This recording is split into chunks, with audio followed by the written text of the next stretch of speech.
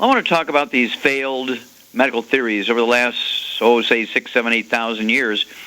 Every century, there's been thousands of failed medical theories, and of course the 20th century and 21st century is no different. And there's hundreds of them, maybe even thousands.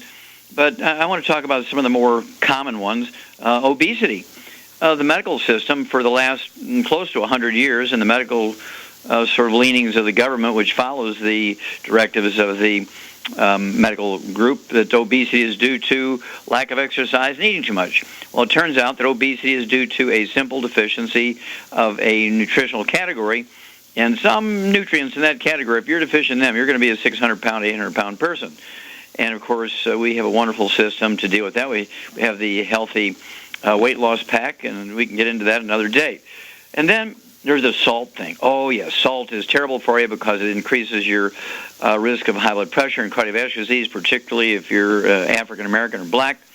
It turns out that, the Center for Disease Control's suggestions or recommendations for salt levels way, way, way, way too low for health, and the salt has nothing to do with blood pressure, even in the black community. And then there's genetics. Every disease is supposed to be caused by bad genes, and all we're going to do is genetically engineer good genes and do genetic screening and then insert the good genes, replace the bad genes. Well, it turns out there's not a single disease that's genetically transmitted. Every birth defect is caused by nutritional deficiency of the embryo. Even things like type 2 diabetes, long thought to be a genetically transmitted disease, is a simple nutritional deficiency we've known for over 70 years is caused by deficiency of a single mineral. And then let's see here. We have dementia. Dementia is genetic. Everybody knows that, particularly Alzheimer's disease. Well, Alzheimer's disease is a relatively new disease. It's only been around for 44 years. And before that, it didn't exist even by another name. Dementia, a.k.a. Alzheimer's disease, vascular dementia, Korsakoff syndrome, Wernicke-Korsakoff syndrome, vitamin B12 deficiency dementia, all these are physician-caused diseases. All of them are caused by physicians giving misinformation. Physicians have become experts of misinformation, okay? And so it's just really, really tragic. And then there's, let's see here. Now there is, cardiovascular disease. Cardiovascular disease. They want you to think that all cardiovascular disease is due to cholesterol. Well, congestive heart failure is due to a deficiency of a single vitamin. Cardiomyopathy heart disease is due to a deficiency of a single mineral. Clogged arteries, coronary artery disease, is caused by a attack by inflammatory things like trans fatty acids, heterocyclic amines, acrylamides, causing inflammation of the lining of the arteries. And this is what causes obstructive disease of coronary arteries, cerebral arteries, kidney arteries, eye arteries. It has nothing to do with cholesterol. And then, of course, you're looking at mad cow disease. They wanted you to think that was this new infectious organism called a prion. It turns out mad cow disease is a deficiency of a single mineral. We've known that since 1865. It was in sheep originally. It was called enzootic ataxia in sheep, Creutzfeldt-Jacobs disease in humans. And I've actually reversed the diagnosis by medical doctors on several people who were diagnosed with Creutzfeldt-Jacobs disease, the human version, by giving the 90 essential nutrients plus a little extra of that secret sauce containing that mineral, and it goes away relatively rapidly. Okay? And so, you get people off of 27 prescription drugs. We're on the heart transplant list. We get people who have been 8 years going downhill. They're unconscious or in hospice for Alzheimer's disease. And in 5 days' time, on the 90 essential nutrients, they come out of their coma. They get dressed, tie their tie impeccably, and that next morning go to work. Hello? And we do this thousands of times a year. This is very, very simple stuff. And so these are all failed medical theories in the 20th and 21st century. And if I went over all of them, it would take us 2 days, because there are thousands of failed medical theories from the 20th century and in the early parts of the 21st century. And this is no different. This is no different. The earth is not flat. The sun does not rotate around the earth. And mad cow disease is not caused by prions. Diabetes is not caused by genetics. Dementia is not caused by genetics. Salt does not cause high blood pressure. And obesity is not caused by eating too much and lack of exercise. Are you beginning to get the picture here? And that's why, of course, my audio cassette tape, Dead Doctors and I, resonate with so many people. Okay, and so I want you to get the sort of newer version. Is called The Best of Dead Doctors Don't Lie. And stay tuned, listen up, because I have a new CD coming out here in about 2 weeks, this new CD. Oh my gosh. Do I dare tell you the title? Yeah, I'll tell you the title. It's Public Enemy Number One. You have to appreciate the Nazis during the Second World War murdered, did horrible things to somewhere between 40 and 60 million people, depending on whose figures you use. We're not talking about soldiers. We're just talking about innocent civilians. Then you look at what they did by giving bad advice and misinformation to people. Medical doctors in the last 100 years have killed over 1 billion people worldwide. Medical doctors have killed 1 billion people worldwide in the last 100 years by giving misinformation because they had become experts in misinformation. Well, contact your Young Diva associate, ask for the book Epigenetics, The Death of the Genetic Theory of Disease Transmission, and you'll learn about all of these failed medical theories. You'll learn what to do to save yourself and your family from all these horrible diseases just by simple supplementation with the 90 for Life program. Stick with us. We'll be back with more Truth, Justice, and the Youngevity Way on Dead Doctors Don't Lie after these messages. Okay, Doug, what pearls of wisdom do you have for us today? Well, this one basically, once again, we should start keeping track of how often you get vindicated, because it's starting to be a daily basis almost these days. And an ABC News story here headlined, "New cholesterol guidelines mean these foods could be back on the table." Say, an influential group of nutrition scientists have indicated the USDA may drop the cholesterol guidelines, a 50-year-old warning against eating cholesterol-laden foods. They say a current recommendation by the USDA is adults to consume no more than 300 milligrams of cholesterol per day from dietary sources. The agency won't make any changes to those guidelines for at least 6 months, and if they do, they will still caution diabetics and those who take statin medications to refrain from eating high cholesterol foods. Didn't they come out and say statin drugs cause type 2 diabetes? That's correct. That was in February of 2012. The FDA actually sent out an email to all licensed medical doctors in America and said, stop giving Lipitor, Zocor, and Mevacor and other statin drugs to your patients because it increases the risk of type 2 diabetes by 52% and Alzheimer's disease by 100%. Yeah, and I don't know of anybody that I know that was taking statins that their doctor said, oh, by the way, they still kept taking them. And so that these foods that they're saying you can probably go safely eat are ones that we've been recommending for years, and that is eggs. They say have long been the poster child for anti-cholesterol message because one large egg contains nearly a day's worth of cholesterol, according to the USDA nutritional database. The new guidelines, if they're accepted, say will be allowed to have 636 milligrams, and that's 3 eggs. And they say the cheese won't matter because they're adding that to the list too. And bacon, they say, might want to make it back onto the breakfast table. They say, however, there are other health reasons for limiting your bacon intake, high amounts of sodium, fats, and, of course, nitrates. They say liver, 1 ounce of chicken liver holds about 180 milligrams of dietary cholesterol. A typical 4-ounce serving of organ meat is more than 200% above the current recommendation by the USDA. And the American Heart Association, they say other meats considered high in cholesterol are lamb, duck, fattier cuts of beef, and pork. Shellfish could be back on the list, or on the table, that is. They say shrimp, 194 milligrams per 3.5-ounce serving. Could be back on the table. They say other shellfish would be, once again, considered healthy.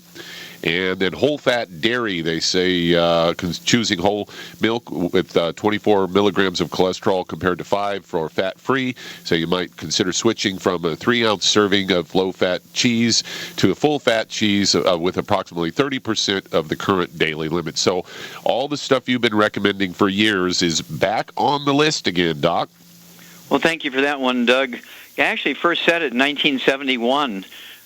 When I was kind of just about done with that 10-year study with the Center for Biology of the Natural System, 20,000 autopsies, 10 million chemistries, 10 million slides with special stains. What I found was that it was the vegetarians and vegans that had the worst plugged arteries, and meat eaters just didn't have plugged arteries, and in both animals and people. And then in 1983, when that book, 1,200 pages, got published and put in the Smithsonian Institute, the warning to stop restricting cholesterol came out in that book too.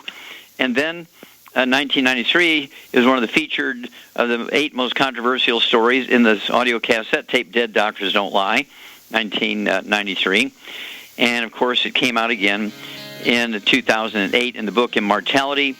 And in the year 2014, it's out again in the book Epigenetics. I mean, I've been yelling about this for 40-something years, okay? And so thank you. It's finally, we may be making some headway here so we can save Americans from all these terrible diseases created by getting on a low-cholesterol diet. Well, stick with us. We're going to be back with more Truth, Justice, and the Longevity Way on Dead Doctors Don't Lie after these messages. Okay, Doug, let's go to callers. Let's head to Georgia. And Kay, you're on with Dr. Wallach. Okay, you're on the air. Yes, I have a dog that was had a blood test that diagnosed a disease caused from a tick, and I wasn't sure how to pronounce it, but it begins with EHRLICHIA and CANIS. And it's like little wing, I think. And okay, now you have to tell me what this disease is. What's it doing to the dog? The dog doesn't show any symptoms. Was it from a blood test or was it a stool test or a blood test? It was from a blood test. Mm-hmm. And I was reading that the remedy was to give 6 to 8 weeks of antibiotics, and Okay, well, what is it? We have to back up. I still don't understand what the disease is. Is it a bacterial infection, a parasite infection? What is it? I believe it's a bacterial. Mm-hmm. Yeah. Well, I'm not familiar with it. I'm familiar with a lot of bacterial diseases. Never heard of that one. And so you need to Google it and get me more information and call me back about it. But anytime, does it have any external stuff, or is it all internal, or why'd you take the dog into the vet? Just for routine blood. So they just found out a routine blood test. Blood test, yeah, for no symptoms. Okay, what I want you to do is to make sure the dog is getting the Arthrodex. It's 1 scoop per 1 scoop for 25 pounds of body weight. What does the dog weigh? About 12 pounds. Okay, so a half a scoop of the Arthrodex in his food every day. Give it 2 of the EFA pluses, a little clear soft gel capsules, 2 of those a day in the food. If it doesn't eat them up, which I think it will, but if not, just go ahead and puncture those capsules and squirt the contents all over the food. And start there. You can't go wrong with giving the 90 essential nutrients.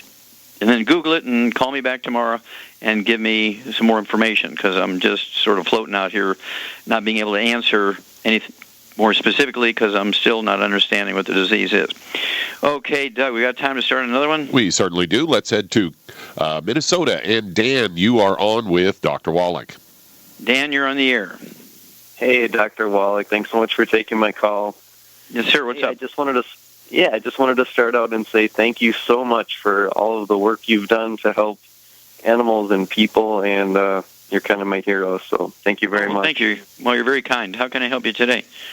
Okay, here's the situation. I've actually got about 4 different things I wanted to ask you about, but one is the most pressing. And okay, let's go there today. Yeah, I got a big list of people lined up, so let's just go with one today. Sure, okay. So my friend is a diabetic, a type 2 diabetic, and he's got a pretty long list of health issues going on. The doctors told him at this point that his pancreas is basically non-functional. Is this okay? Okay. Well, hang on. We got to run one of those message moments and get to the list of other diseases rather than doctor's opinions. Just give me a list of the other diseases and his weight and age and that kind of stuff, and we'll be back after these messages. Okay, Doug, we're going right back to Minnesota and Dan. Okay, I have this fella who has type 2 diabetes, and let's see, what else has he got? Okay, sure. So on top of the diabetes, it sounds like he's got really bad neuropathy, especially in his legs and his feet. That cause him a lot of pain. He has thinning of his arteries and high blood pressure. He's taking some cholesterol-lowering medication as well, and he's taking about 4 different kinds of painkillers for the neuropathy. Mm-hmm. And basically the doctors sent him home with a death sentence, telling him that he can't stop taking his meds because Sure. he'll die. Okay, well, if he does. okay, I get the drill. Now, does he have any skin problems that you know of? Any eczema, dermatitis, psoriasis, rosacea? Not that I know of. Okay. And does he have any bowel problems? Any irritable bowel syndrome, inflammatory bowel disease, colitis, diverticulitis? He has his appendix out, anything like that? No, I don't think he has anything diagnosed like that, but I think... Okay, what about asthma? What about asthma? No. Okay.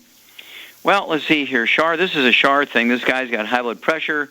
He's got blockage of the arteries. He's got neuropathy, which is a back thing, and pain and numbness in his feet. He's got, let's see here, I think that covers it. Type 2 diabetes. What'd you do for what does this guy weigh, Dan? I think he's probably about 220 or so, maybe. Okay, sort of a medium-sized guy, okay. All right, what would you do for this guy, Shar? High blood pressure, don't forget the high blood pressure. Yeah, well, he needs 2 healthy blood sugar packs, but he also needs the Ultimate Daily for the high blood pressure and the neuropathy. Okay, what would you do for the neuropathy in his feet? I'd give him the Ultimate Daily because that'll open up his blood vessels, but he should get on a high-protein diet, right? Like eggs and stuff. Well, that's for the high blood pressure. But the neuropathy, he's got degenerative disc disease. He's got a back problem, which is squeezing the nerves, causing pain in his feet. Glucogel for that. Well, there you go. Perfect. A+. Yeah. And so what we do for this guy, Dan, is to give him 2 of the healthy blood sugar packs, as Shar said, per month. It'll be 3 of the Sweeties twice a day, 1 ounce of the Osteo twice a day, 2 scoops of the Beyond Tangerine 2.0 gluten-free NutriCrystals twice a day, 3 of the EFA Pluses twice a day. All that will be accomplished by the 2 healthy blood sugar packs per month. And then, as Shar says, the Ultimate Daily tablets, I'd go ahead and give him 9 of the Ultimate Daily tablets today, 3 at breakfast, lunch, and dinner. That's 2 bottles a month of the Ultimate Daily tablets. They're designed to support healthy blood pressure and designed to support and promote healthy blood flow through obstructed arteries. And let's see here. These doctors really are giving this guy some misinformation because when you have type 2 diabetes, you do not have a pancreas that's dead. Okay? If this guy's having trouble with all this oral medication, not under control, that means he has a gluten intolerance also, and he needs to get off of gluten, certainly off of sugar and fried foods, etc. Call us every couple of weeks. Let us know his data as we go along here. We'll be back after these messages. Let's head to Canada. And Violet, you're on with Dr. Wallach. Hello, Violet. You're on the air. Oh, hello, Dr. Wallach. Hi. I've been on your the Brain and Heart program about 7 weeks now. And I also had the Glucogel, Selenium, and the Ultimate Daily. Mm-hmm. But I'm very satisfied with the products, Dr. Wallach, but I'm only concerned that I've been losing weight, which I don't want to. Okay, stop there for a moment. How tall are you? 5'8". Okay, and how much do you weigh? Well, I was weighing 150, but now I'm 140. Okay. All right. It's not unusual for people to lose 5 to 10 pounds when they take the minerals, because you're going to eat less. And it's kind of interesting. As we said earlier, people who are overweight or even who think they're at their optimal weight for their height, percentage of fats and all that kind of stuff comes into play. And it's not unusual that your percentage of food consumption is going to go down by anywhere from 10 to 30%, because food consumption is really relegated by how many minerals you take in. So if you want to maintain weight where you're at now at 140 pounds, or even gain back the 10 pounds you've lost, what I would do is add to your program our, Shar, what would you do to help her? This could be a Shar thing. What would you do to help Violet gain back 10 pounds? She could make the whey shakes and put eggs and whipping cream with it. You got it. That's perfect. Yeah, we have the Slender FX whey shakes, and they come in vanilla and chocolate. If you make it with water, you're going to lose weight. If you make it with a heavy whipping cream, and as Shar said, throw in, say, 3 or 4 eggs, whip that up. You can either freeze it and eat it as an ice cream, or you could just drink it, put some ice in there, and drink it as a cold shake. We do this for athletes who want to gain 10 to 25 pounds of lean muscle mass, so you can do that. And you can try that once a day. That may give you the requirements you need to either maintain where you're at or gain back that 10 pounds you've lost. Or you could try it twice a day if you want to gain a little more or even go faster. Okay, very, very good. And then call us in 2 weeks, Violet. Let us know what you weigh. Okay, Doug, let's go to callers. All right, let's head to California. And Viola, you're on with Dr. Wallach. Viola, you're on the air.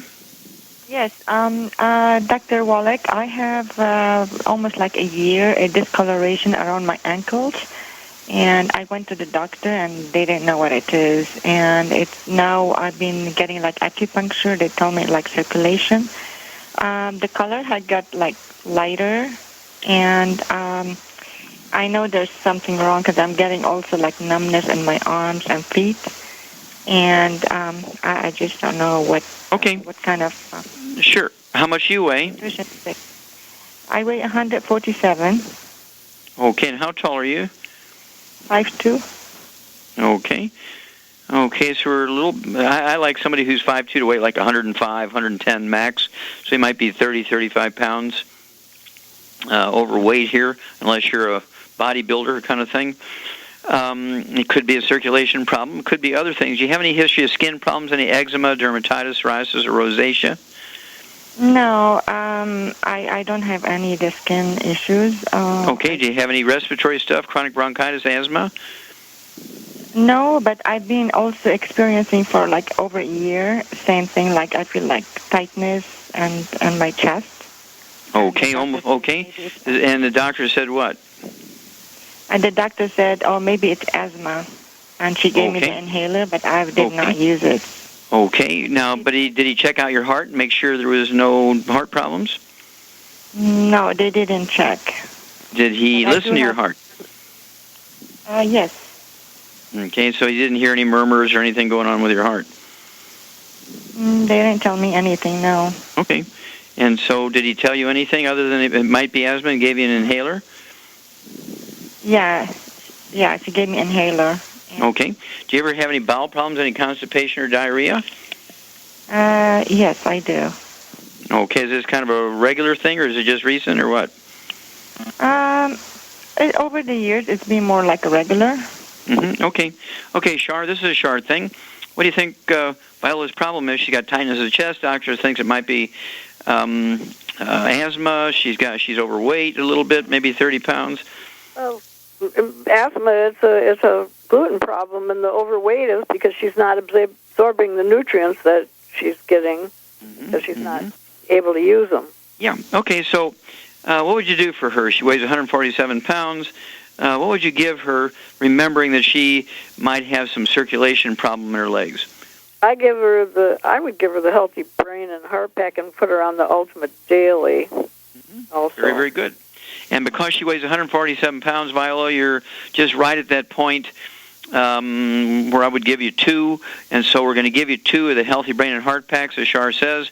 That's 3 of the selenium at breakfast and dinner, 1 ounce of the osteo at breakfast and dinner, 2 scoops of the Beyond Tangerine 2.0 Nutri-Crystals Drop Dead Gluten-Free at breakfast and dinner, 3 of the EFA Pluses at breakfast and dinner, and 3 of the EFAs at breakfast and dinner, all to be accomplished by the 2 Healthy Brain and Heart Packs per month.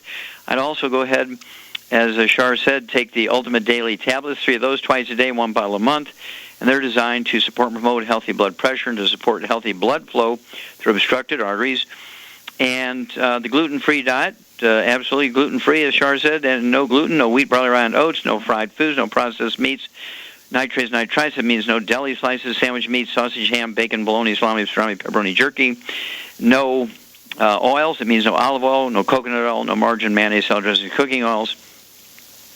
And then give us a call every couple of weeks and let us know how this stuff is going. It's going to... I would also... What would you do in case we have a peripheral neuropathy? Okay, she may have a numbness and so forth in her feet and hands. And you could take the glucogel for that. Yeah, and 147 pounds, I'd go ahead with 2 bottles of the glucogel, so you could take 15 a day, 5 at breakfast, 5 at lunch, 5 at dinner, and they're designed to support and promote healthy maintenance and repair of cartilage, ligaments, tendons, connective tissue, disc between the vertebrae, bone makes bone itself. Call us every 2 weeks, Viola, and give us a progress report or a lack of progress report. And we'll walk you through this because I think this is all pretty straightforward. and I think we can do great things for you. Okay, Doug, we got time for another one. We certainly do. Let's head to Bakersfield, California, and Scott, you're on with Dr. Wallach. Hello, Scott. You're on the air. Hi, how are you? Fine, thank you, sir. What's up? I've got a cat with stomatitis who had most of his teeth removed. Then we went in to have all of his teeth removed on Christmas Eve, except for the canines. He developed a swollen lymph node on the right-hand side. They thought it was due to the like draining of the the work that he did inside. He also had a bit of tissue removed on the inside in that spot, and so that has been swelling up. Recently, he stopped eating, so this Saturday, on February the 7th, we took him to a different vet to have him checked out. He had been on antibiotics and steroids. They actually sedated him a little bit with Buprenex and Dextromidor, something like that. And when he came out, I picked up the cat, and he's blind. And the other vet I took him to, my normal vet, said that it was possibly due to being sedated and not having oxygen to the brain or a low blood pressure at one point. Okay, well, hang on. We'll be back after these messages. We're back with Dead Doctors Don't Lie on the ZBS Radio Network. Dr. Joel Wallach here for Longevity 95 program. And Doug, let's go right back to California and Scott. Good nursing care is going to be the thing that's going to save this cat. I don't know that I'd have pulled all the cat's teeth with stomatitis, which is just sort of like gingivitis. I'd have probably changed the food and to a more mineral-rich and no grain, no gluten food for the cat, a soft food. And so what I would do now is do that, get a soft canned food, no grains, no gluten, and mix it.